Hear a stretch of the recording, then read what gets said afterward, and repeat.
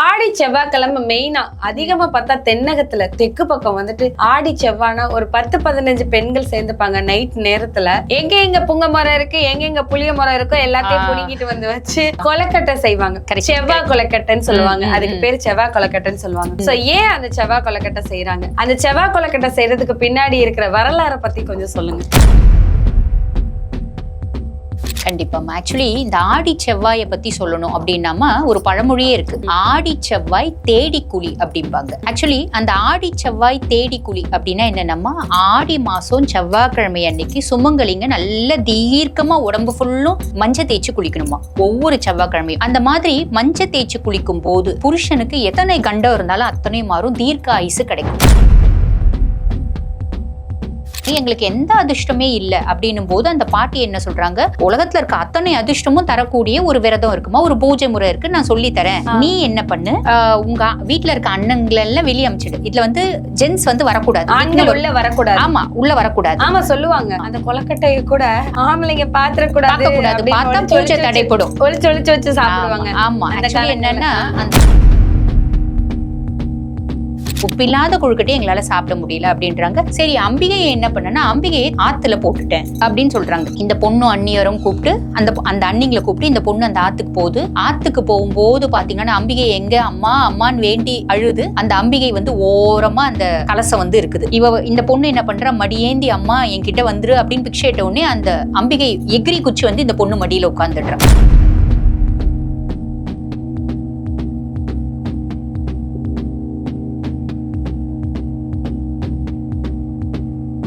வணக்கம் மேம். வணக்கம். போன காணொலியில நீங்க வந்து எல்லாருக்காகவும் என்ன சொல்லியிருந்தீங்கன்னா, ஆடி செவ்வாய் எதுக்கு சிறப்பு, ஆடி ஞாயிற்றுக்கிழமை எதுக்கு கூழ் ஊத்துறாங்க, கூழ் ஊத்துறதுனால என்னென்ன சிறப்புகள் இருக்கு, யாருக்கு கூழ் ஊத்துறாங்க, எந்த அம்பிகைக்கு கூழ் ஊத்துறாங்க, மாரியம்மனுக்கு ஊத்துறாங்க அப்படிங்கிறத தெளிவா சிறப்பா சொல்லியிருந்தீங்க. ஆனா மக்கள் இன்னொரு விஷயமும் நம்ம கிட்ட கேட்டிருக்காங்க, கேட்டு சொல்லுங்க அப்படின்னு சொல்லிட்டு. ஆடி செவ்வாய்க்கிழமை மெயினா அதிகமா பார்த்தா தென்னகத்துல தெற்கு பக்கம் வந்துட்டு ஆடி செவ்வாய்னா ஒரு 10-15 பெண்கள் சேர்ந்துப்பாங்க நைட் நேரத்துல. எங்க எங்க புங்க மரம் இருக்கு, எங்க எங்க புளிய மரம் இருக்கோ எல்லாத்தையும் புடுங்கிட்டு வந்து வச்சு கொலைக்கட்டை செய்வாங்க. செவ்வாய் கொலைக்கட்டைன்னு சொல்லுவாங்க. அதுக்கு பேரு செவ்வாய் கொலைக்கட்டைன்னு சொல்லுவாங்க. சோ ஏன் அந்த செவ்வாய் கொலைக்கட்டை செய்யறாங்க, அந்த செவ்வாய் கொலைக்கட்டை செய்யறதுக்கு பின்னாடி இருக்கிற வரலாறை பத்தி கொஞ்சம் சொல்லுங்க. கண்டிப்பா. ஆக்சுவலி இந்த ஆடி செவ்வாயை பத்தி சொல்லணும் அப்படின்னாமா ஒரு பழமொழியே இருக்கு, ஆடி செவ்வாய் தேடி குழி அப்படிம்பாங்க. ஆக்சுவலி அந்த ஆடி செவ்வாய் தேடி குழி அப்படின்னா என்னன்னா, ஆடி மாசம் செவ்வாய்க்கிழமை அன்னைக்கு சுமங்கலிங்க நல்ல தீர்க்கமா உடம்பு ஃபுல்லும் மஞ்சள் தேய்ச்சி குளிக்கணுமா ஒவ்வொரு செவ்வாய்க்கிழமையும். அந்த மாதிரி மஞ்சள் தேய்ச்சி குளிக்கும் போது புருஷனுக்கு எத்தனை கண்டம் இருந்தாலும் அத்தனை மாறும், தீர்க்க ஆயுசு கிடைக்கும். ஈசனோட அனுகிரகத்தினாலே, அம்பாளனோட அனுகிரகத்தினாலே அப்படின்றது விதிமா. ஓகேங்களா? இது ஒண்ணு. இப்ப நீங்க கேட்ட ஒரு அந்த புங்கமரம் புளியமரம் கதை என்னன்னா, இது வந்து ஔவையார் விரதம் அப்படின்னு சொல்லுவாங்கம்மா. எதுக்கு ஔவையார் விரதம் அப்படின்னு சொல்றாங்கன்னா, அங்கவை சங்கவை சங்க காலத்துல அவங்களுக்கு பாத்தீங்கன்னா ஔவையார் தான் இந்த அம்பிகையினோட விரதத்தை கொடுத்து அவங்களை கரையேத்துறதுனால இது ஔவையார் விரதம் அப்படின்ற பேர் வந்துச்சுமா. அத இன்னொரு விஷயமாவும் சொல்லுவாங்க, அறிந்தவருக்கு ஆடி, தெரிந்தவருக்கு தை, மறந்தவருக்கு மாசி. இந்த 3 மாசத்துலயும் இந்த ஔவையார் விரதம் மேற்கொள்ளணுமா. இந்த 3 மாசத்துலயும் இந்த ஔவையார் விரதத்தை மேற்கொள்ளணுமா. 3 மாசத்துலயும் மேற்கொள்றது அப்படின்றது அதீத விசேஷம். இல்ல ஒரு மாசம் அதுல மறந்தா இதுல மறந்தா அதை செஞ்சுக்கலாம். ஆனா ஆடியில செய்யறதுன்றது அதீத விசேஷமான விஷயமா. ஆக்சுவலி இந்த ஔவையார் விரதம் உருவான கதை தான் ஔவையார் சொன்னது.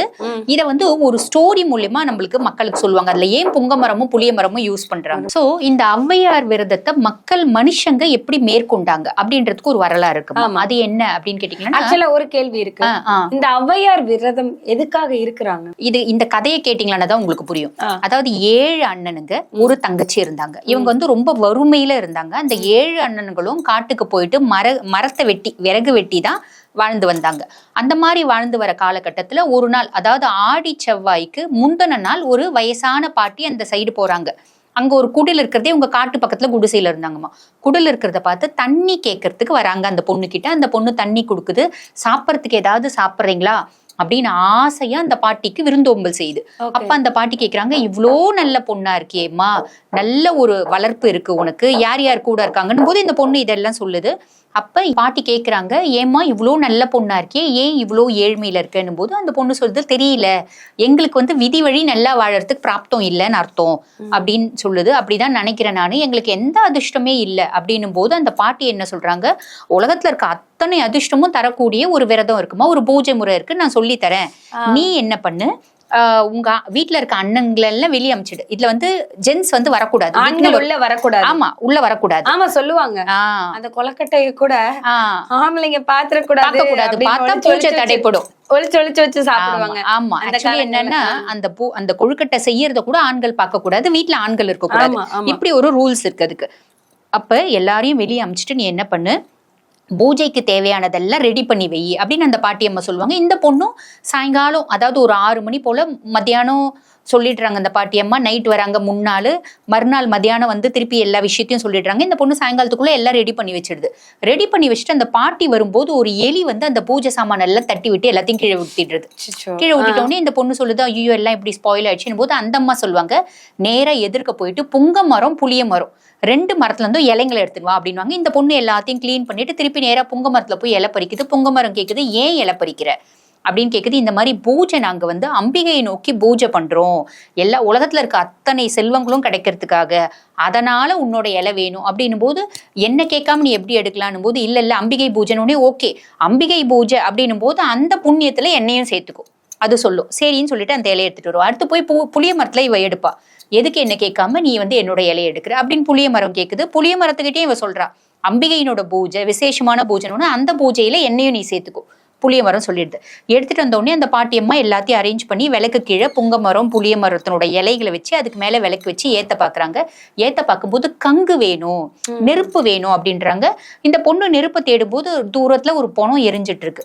அங்க போயிட்டு அந்த நெருப்பு எடுக்குது. அப்ப அந்த பொணம் எழுந்து உட்காந்துட்டு எதுக்கு என்கிட்ட இருந்து நெருப்பு எடுக்கிற அப்படின்னு கேட்கும்போது, இந்த மாதிரி அம்பிகையினோட பூஜைக்கு அப்படின்னு என்னையும் அந்த பூஜையில சேர்த்துக்கோ அப்படின்னு அந்த பொணம் சொல்லுது. அப்ப அதுவும் அந்த பூஜையில வந்துடுது. அதுக்கப்புறம் அந்த கங்கை வச்சு விளக்கு ஏத்தி அம்பிகையை வழிபாடு செய்யறாங்க. ஓகேங்களா, வழிபாடு செஞ்சுட்டு அதுக்கு கொழுக்கட்டை தான் நிவேதனமா பண்ணணும். அந்த கொழுக்கட்டை செய்யும் போது யாரும் இருக்கக்கூடாது, இவங்க தான் அண்ணன் எல்லாம் அமைச்சிட்டாங்கல்ல, இந்த பாட்டி அம்மாவும் இந்த பொண்ணும் கொழுக்கட்டை செய்யறாங்க. அந்த கொழுக்கட்டை எந்தெந்த மாதிரினா, அந்த போன மாதிரி ஒரு மனுஷ ரூபம் கொழுக்கட்டை பாட பண்ணுவாங்க, மனுஷ ரூபம் பண்ணுவாங்க, அம்மிக்கல் ஆட்டுக்கல் வீட்டுல எல்லா பொருளும். அதே மாதிரி எலி ரூபத்துல கொழுக்கட்டை, திரி மாதிரி கொழுக்கட்டை, இப்படி எல்லா ரூபத்திலயும் ஒப்பில்லாத கொழுக்கட்டையை வச்சு தாயாருக்கு நிவேதனம் பண்ணி அந்த பூஜையை முடிக்கிறாங்க. முடிச்சு கொஞ்ச காலகட்டத்துல வந்து பாத்தீங்கன்னா கோடான கோடி செல்வம் இவங்களுக்கு வந்துடுது. அதீத வசதி ஆகுறாங்க. காட்டுக்கு போகும்போது நிறைய புதையல் கிடைக்குது. வீட்டுக்கு வந்துட்டு நல்ல வசதி ஆயிடுறாங்க. இந்த பொண்ணு வந்து இந்த பூஜை முடிஞ்சு அந்த அம்மா செஞ்சு கொடுத்துட்டு போயிடுறாங்க. சில மாதங்கள்ல இந்த பொண்ணு வெளியே தலவாரும் போது அந்த நாட்டினோட அரசன் இந்த பொண்ணை பார்த்து இந்த பொண்ணுனோட அழகுல மயங்கி கல்யாணம் பண்ணிக்கிறான். கல்யாணம் பண்ணிட்டு கூட்டிட்டு போயிடுறான். கூட்டிட்டு போகும்போது இந்த பொண்ணு என்ன பண்ணுது, என்ன சொல்லுது, நீங்க எல்லா அண்ணன்களையும் நீங்க கல்யாணம் பண்ணிக்கோங்க, கல்யாணம் பண்ணிக்கிட்டு இந்த தாயார, அதாவது இவங்க பூஜைக்கு ரெடி பண்றாங்க பத்தியம்மா, அந்த ரெடி பண்றது நம்ம மக்களுக்கு அடுத்து சொல்லலாம். அந்த தாயார் அம்பாள் சுரூபத்தை வீட்டுல வைக்குது. அன்னிமாருங்க அத்தனை பேரும் இந்த தாயாரை கும்பிடணும்னு சொல்லிட்டு போகுது. இந்த பொண்ணு கல்யாணம் பண்ணிட்டு போயிட்டு சில மாதங்கள் வரவே இல்லை. ஒரு சைடு வந்து நகர்வலத்துக்காக அந்த சைடு வரும்போது அண்ணன்களை பார்க்கலாம், காட்டு சைடுன்னு வந்து பார்த்தா அந்த மாளிகையெல்லாம், இவங்க கட்டின மாளிகையெல்லாம், இந்த பெருசா வசதி வாய்ப்பு வந்து வீடு எல்லாம் கட்டுறாங்களா, அதெல்லாம் இருண்டோடி போயிருக்கு. அண்ணனுக்கு திருப்பி மரம் வெட்ட போறத பாக்குது இந்த பொண்ணு. ஏன் அப்படின்னு கேட்கும் போது பாத்தீங்கன்னா அவங்க அண்ணன் சொல்றான், தெரியல என்னவோ திருப்பி ஏழ்மை நிலை வந்துருச்சு அப்படின்னும் போது அந்த பொண்ணு என்ன பண்ணுது, ஒரு பூசணிக்காய், மன்னன் அரசன் கூட இருக்கால, பூசணிக்காய் வச்சு பூசணிக்காய்க்குள்ள நோண்டி நகையெல்லாம் பொற்காசுகளை போட்டு அண்ணன் கிட்ட கொடுக்குது, இதை எடுத்துட்டு போ அப்படின்னு. அவன் என்ன பண்றான், போகும்போது காட்டுல பழத்தை பறிச்சு சாப்பிடும்போது அந்த பூசணிக்காய் விட்டுட்டே வீட்டுக்கு போயிடுறான். அடுத்து ஒரு 2 வாரம் கழிச்சு அந்த பொண்ணு வருது, திருப்பி அவன் மரம் வெட்டிங்கிறான். ஏன் நம்ம கொடுத்த காசெல்லாம் என்னாச்சு அந்த பொண்ணுக்கு புரியல. திருப்பி என்ன பண்ணுது, ஒரு பணம் முடிச்சு, அதாவது நிறைய ஒரு முடிச்சில வந்து ஒரு மூட்டையில நிறைய பொற்காசுகள் நகையெல்லாம் போட்டு அவனுக்கு கொடுக்குது. அவன் என்ன பண்றான், அடுத்து போகும்போது அங்க வச்சுட்டு தண்ணி குடிக்கலாம் அப்படின்னு போகும்போது தண்ணியில விழுந்துடுது, மீனுங்க அதை முழுங்கிடுது. சோ வீட்டுக்கு போன உடனே அப்பயும் திருப்பி 1 மாசம் கழிச்சு இந்த பொண்ணு வந்து பாக்குது, அரசங்கிட்ட சொல்லிட்டு வருது, நான் வந்து என்னோட தாய் வீட்டுல இருந்து எனக்கு வந்து அழைப்பு வந்திருக்கு, நான் போறேன் அப்படின்னு சொல்லிட்டு வந்து பார்த்தா அதே ஏழ்மை நிலைமை.